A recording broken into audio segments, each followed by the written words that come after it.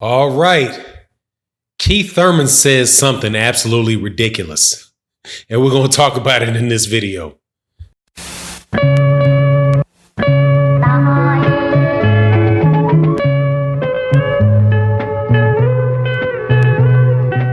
All right, welcome back to the channel, subscribers. If you're not subscribed, hit that subscribe button, hit the bell icon so you can know when we drop more videos. Also, in this video, stay tuned to the end so that you can watch FANNON Responds.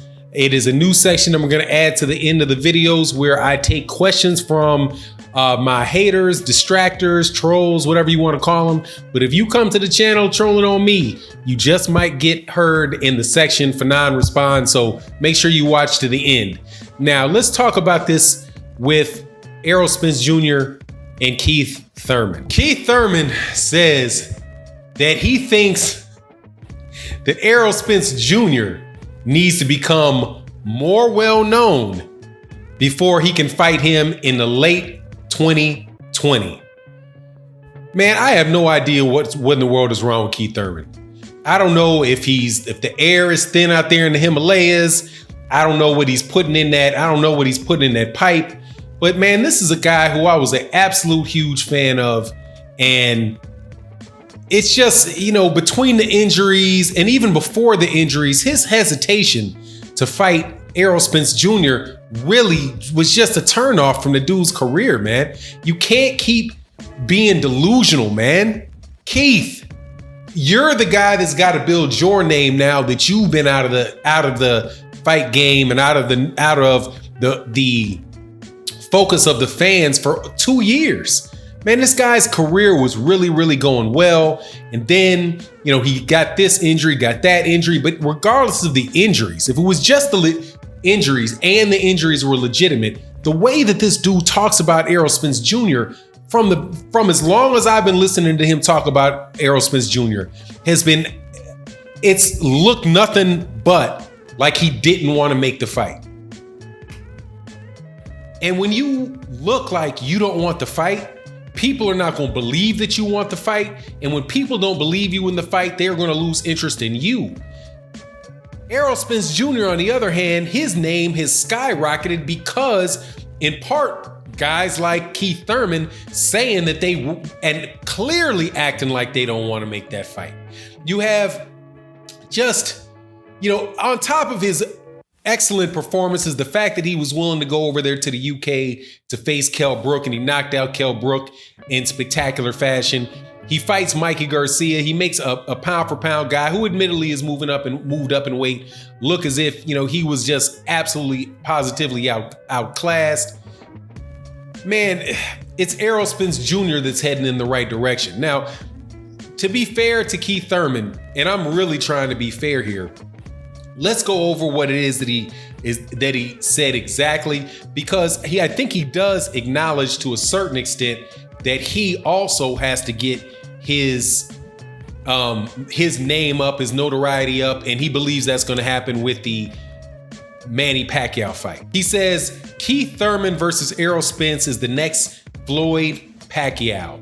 It's the next Oscar Tito Trinidad, and we all need to make sure that the world knows. Once I handle this against Pacquiao, I elevate myself and Spence elevates himself. Then we fight on another elevated platform. We could have fought 2 years ago for what? 1.6, 1.8? What does that do? What does that do for the winner? Keith, it makes a lot of money for the winner because that's a lot of money, but it also tells people and allows the winner to say that who was the best fighter in the welterweight division. And if you had fought or even acted like you had fought him, or you wanted to fight him 2 years ago, then maybe somehow people could believe that this isn't just some ploy for you to push off the fight for another 2 years, man. Come on. At the very least, act like you want to fight him. There's another guy out there in boxing right now, and this will be the subject of my of the response that you'll see in a second, is Anthony Joshua. Now, I don't believe for anything that Eddie Hearn and Anthony Joshua are really pushing for that Deontay Wilder fight. But at the very least, they are keeping Anthony Joshua fans believing that they want it because they're talking like they want it. Now, talking like you want it and actually wanting it are the two different things, but moving forward, Anthony Joshua at the very least will not be losing more fans as a result of him saying that the things that he was saying, like Deontay Wilder needs to be financially realistic. Why would I go to the United States to fight when I'm giving up all of the control to go to the United States? I'm not going to sell my soul for $50 million. All of those things that Anthony Joshua was saying in the minds of people who are not prone to liking Anthony Joshua or root for Anthony Joshua, that all made people look like he was the one he was ducking out on the fight that he didn't want to fight. And that's why definitely in the United States, his name and his reputation has taken a considerable hit. Keith Thurman, you are in that situation. This is not the Keith one-time Thurman after the Robert Guerrero fight, or even the one that was after the Sean Porter fight, or immediately in the aftermath of Danny Garcia fight.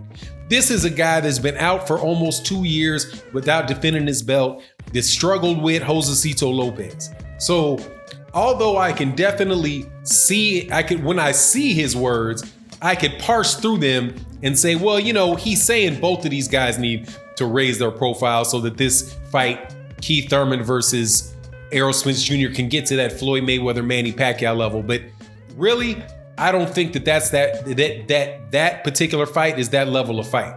I think it's a fight that these guys need to have so one of them can wind up becoming the next major money-making dude, or however you want to do it, pay-per-view star in the welterweight division. And that next level of that Floyd level of fighter at the welterweight division is not going to happen until all is said and done. Now, I also don't know exactly what Keith Thurman is referring to when he says, Errol Spence needs to unify. Now, if he unifies with Sean Porter, does that mean that Keith Thurman is going to unify with Terrence Crawford? I'd be very, very interested to know. I do, however, not believe that that's going to be the case. And I just don't think Keith Thurman wants to fight. And, even this fight with Manny Pacquiao, the way that he's referring to Errol Spence really, this puts a sour taste in my mouth. But you let me know what you think in the comment sections. Now, I'm going to, in this next section, I'm going to address a very silly critic of mine.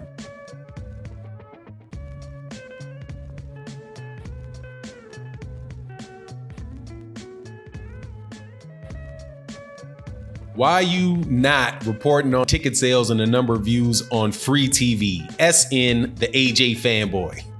I did, but I'll go through it for you. Wilder did 990K peak in 2 minutes. That's 390% of Showtime's average, and more than Adrian Brawner and Mikey Garcia did, which was considered a huge fight. But in order to know whether it's good or not, you have to know something about United States networks. Showtime is the 80th largest network in the United States. It is not a free network, and it only averages 202,000 viewers in its prime time, Monday through Saturday. So for Deontay Wilder to do 990,000 is huge on this premium boxing platform, which costs money to have, $11 a month to get. So that's higher than Brawner and Garcia did in under 2 minutes, and they are what you consider to be very popular boxers in the United States. But let's look at what actually takes place on free TV and compare it. Fox is the 4th largest network in all of America, and it averages about 4.4 million viewers during its primetime hours. So it had actually held what was considered a very, very big fight with Danny Garcia and Robert the Ghost Guerrero, right? And that was actually aired on a free platform, in free meaning that it comes along with your package. So what did Danny Garcia do on that? Danny Garcia and Guerrero did 3.5 million views, which was 900,000 below the average, but yet it was considered a huge success. ESPN is the number 7th largest network in the United States, and it averages right around 1.4 7 million average viewers during prime time. It is a free network in that it comes with the subscription, and it had aired a very big fight in what was considered extremely successful on this channel was Terrence Crawford versus Jose Benavidez and Julius Ndungo.